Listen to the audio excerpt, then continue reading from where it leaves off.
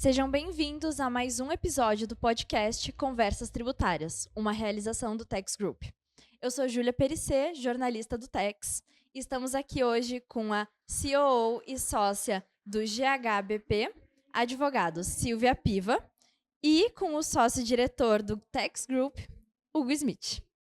Estamos ao vivo do Tex Experience 2025 e é um prazer receber vocês dois aqui no podcast. Muito obrigada, o prazer é meu. O prazer é nosso.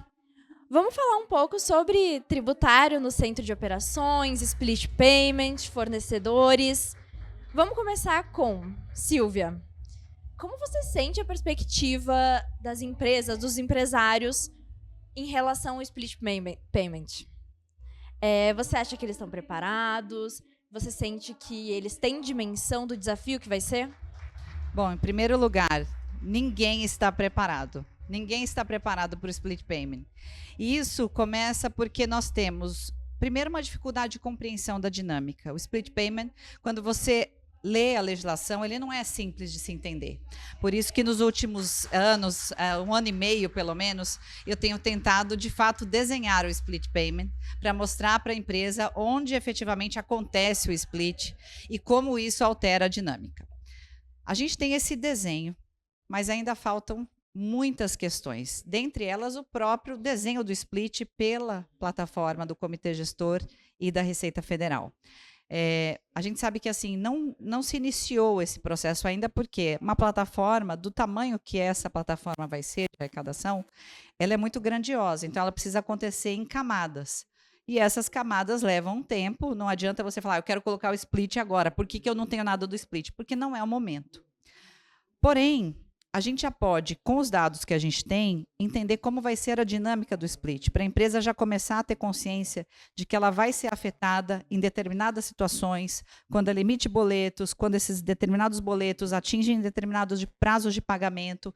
Então, como isso vai afetar, eventualmente, o fluxo de caixa dela, quais vão ser os prazos de recebimento de créditos, ela já consegue construir uma visão.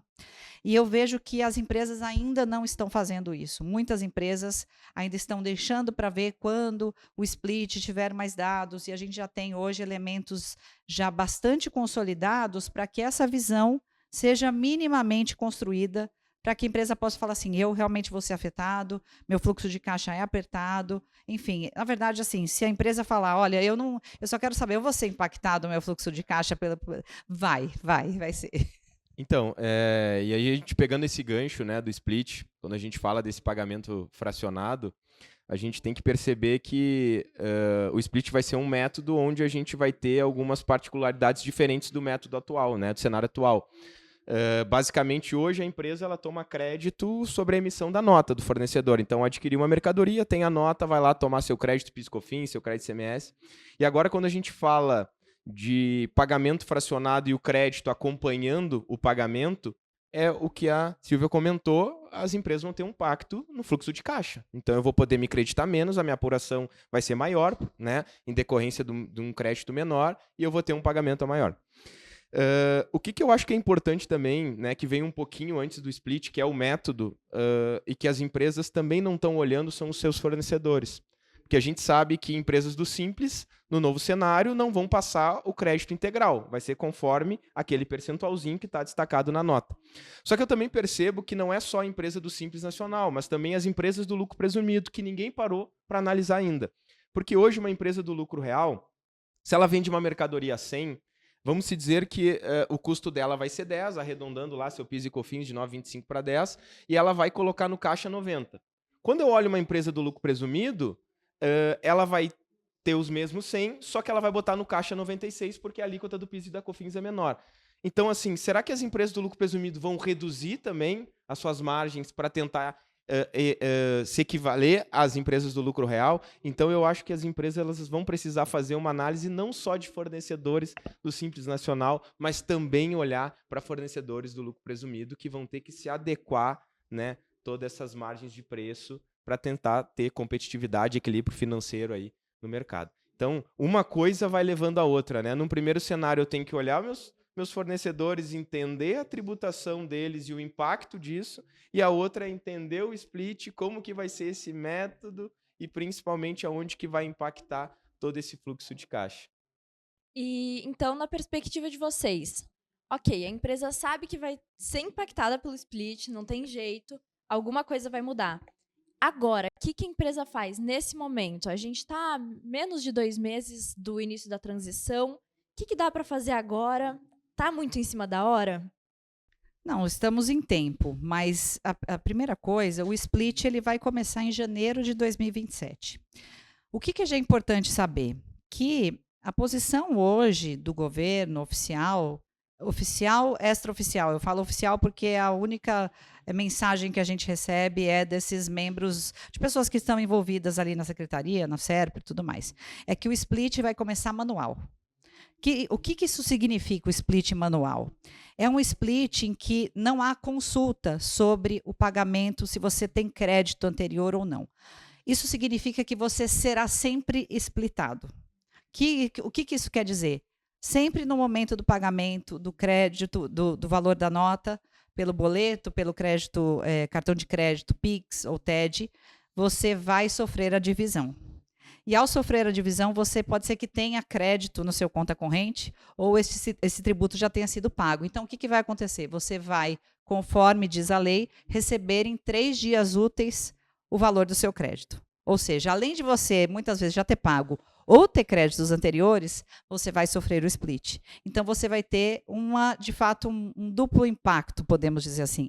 Então, em janeiro de 2027, a gente vai ter que estar, obviamente, já olhando para isso. Esse início vai ser facultativo para algumas empresas de forma gradual, mas isso não retira a responsabilidade das empresas de já começarem a entender seus fluxos financeiros, seus fluxos de operações, e isso já pode ser feito, e é por isso que existe o período de transição, para a gente aproveitar esse momento e não para agir ali na frente quando, de fato, tudo irá começar.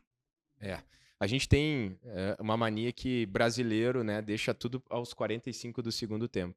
E eu acho que tudo isso que ela comentou vai ao encontro também de avaliar a parametrização do seu cadastro, do seu sistema.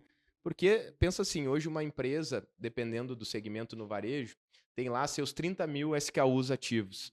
E com a reforma tributária, tudo isso vai mudar, a tributação vai mudar. Então é importante, né, nesse primeiro momento também, analisar todo esse cadastro e ver qual é o impacto de tributação que hoje se tem no PIS e COFINS, no ICMS, CMS-ST, IPI, e que vai passar para o IBS e para a CBS. Então, eu entendo que tem várias ações que têm que ser tomadas dentro de um roteiro para se preparar para, nessa virada de reforma tributária em janeiro de 2027, onde vai ter a extinção do PIS e COFINS e começar CBS plena, eu acho que tem muita coisa aí que as empresas podem fazer e se preparar e não chegar lá em outubro, novembro, meu Deus, o que eu faço? Como é que eu vou fazer? Como que eu vou parametrizar? Então tem muita coisa, pequenas ações que podem ser feitas para ter uma virada de chave aí mais tranquila, né? Posso complementar? Com relação a isso que você disse, a questão dos fornecedores. Muitas vezes você sabe quem são os seus fornecedores, mas você não sabe o regime tributário que eles estão. Então, esse primeiro mapeamento, quais são os meus principais fornecedores? Você não consegue fazer de todos, mas como é que está essa rigidez de informação? Eu tenho todos os dados, eu preciso de alguma coisa? Você já vai ver que você vai demorar uns bons 4 meses aí para organizar tudo isso. Quem é que vai fazer? Para quem você vai pedir? Você vai ter que contratar alguém para fazer, vai ter que contratar uma ferramenta de cadastro, porque tem gente que tem milhões de fornecedores, ou microfornecedores, ou inclusive fornecedores que sequer estão formalizados. Então, nós vamos ter esses impactos decorrentes de todo um processo que não é só tributário, ou não é só do split payment, ele antecede. Eu trabalho de uma maneira que inclusive no direito, que ela não é muito tradicional, mas é a abordagem do ágil, né? Agilidade, o Scrum, que é uma forma que as empresas de tecnologia começaram a implementar, e eles colocam que uma grande tarefa, um grande objetivo tem que ser dividido em microatividades. Perfeito. Quando a gente fala dessas microatividades, então o objetivo preciso estar em conformidade para janeiro de 2027 para entender o split payment. O que eu preciso fazer em termos de microatividades para lá? Então, sanear meus cadastros, verificar meus fornecedores. Quando a gente percebe a nossa lista para esse momento, ela é muito grande. Por isso que essa ideia de deixar para os 45 minutos do segundo tempo, ela nunca é uma boa ideia, mas aqui em se tratando de reforma, ela é uma péssima ideia. É uma péssima ideia, estou falando aqui. Perfeito. E eu acho que ela tocou num ponto muito importante, né? O dado. Muitas empresas hoje têm vários sistemas, o RP não traz a informação completa, né? Principalmente as menores que não têm um acompanhamento, uma governança corporativa boa. Então, eu acho que olhar para dentro do sistema também agora e começar a entender que dados eu tenho, o que eu preciso para melhorar dentro do sistema as informações, para poder tomar decisões estratégicas também, a gente precisa de informações. Então, o dado é muito importante. Exatamente. Muito importante. Muito obrigada, Hugo. Obrigada, Silvia. Obrigada. A gente vai encerrar por aqui o episódio. Se você, espectador, ficou com alguma dúvida, você pode entrar nas nossas redes sociais para saber mais sobre o assunto. É @TexGroupTG. Ou você pode acessar nosso site e falar com os nossos consultores. Muito obrigada. Obrigado. Obrigada.